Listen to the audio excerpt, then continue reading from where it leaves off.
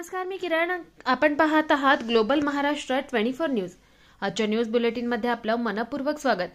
महेश गायकवाड, अगर तू गणपत गायकवाड और वैभव गायकवाड के पीछे पड़ेगा तो तेरा बाबा सिद्दीकी करेंगे. गणपत गायकवाड गोळीबार प्रकरणातील तक्रारदार माजी नगरसेवक महेश गायकवाड यांना अंबरनाथ एमआयडीसी येथील आनंदनगर येथील सामूहिक विवाह सोहळ्यात एका कार्यक्रमात एका तरुणाने बंद लिफाफ्यात हे निनावी पत्र दिलंय. पत्रात नमूद तुझा बाबा सिद्दीकी करू, तू गणपत गायकवाड आणि त्यांचा मुलगा वैभव यांच्या मागे लागू नको अशी धमकी दिली आहे. या प्रकरणात महेश गायकवाड यांनी अंबरनाथ शिवाजीनगर पोलीस ठाण्यात तक्रार दाखल केली आहे. या प्रकरणाचा पोलीस अधिक तपास करतायत. Bureau report, global Maharashtra 24 news, कल्याण.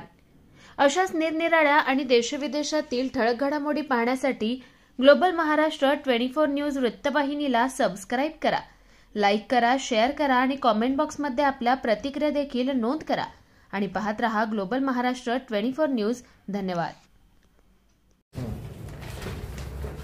तुम्हाला धमकी दिली गेली? मला आनंदनगर या ठिकाणी लग्नात समारंभ असताना त्या ठिकाणी एका इस्माने आणून असं पत्र दिलं आणि त्या लेटरमध्ये मी बघितलं तर मला जीव मारायची धमकी दिलेली. त्यामध्ये लिहिलं आहे की गणपत गायकवाड आणि वैभव गायकवाडच्या बाबतीत काय बोललास तर तुला बाबा सिद्दीकी करू, जे तुला गोळ्या झाडून मारू, अशा पद्धतीची धमकी दिलेली आहे.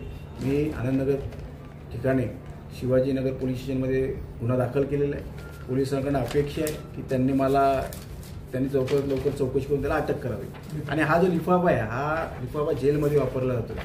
ज्या ठिकाणी गणपत गायकवाड आता जेलमध्येच आहे, माझा संशय की हे सगळं गणपत गायकवाड करतोय. आणि गणपत गायकवाड खरं तर 15 दिवस जेलमध्ये असतो आणि 15 दिवस जे हॉस्पिटल असतो. म्हणजे तो काय जेल, त्याला काय जेल काय, तो जेल जसे आरोपी लोक जेल करतात तसे तो जेल काढत नाही.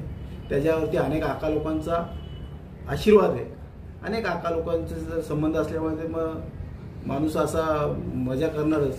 आणि वैभव गायकवाडला क्लीन चिट दिली, ह्याची सुद्धा चौकशी मी CBI मागणी करतोय हायकोर्टामध्ये, जेणेकरून खरं तर ते बाहेर येईल.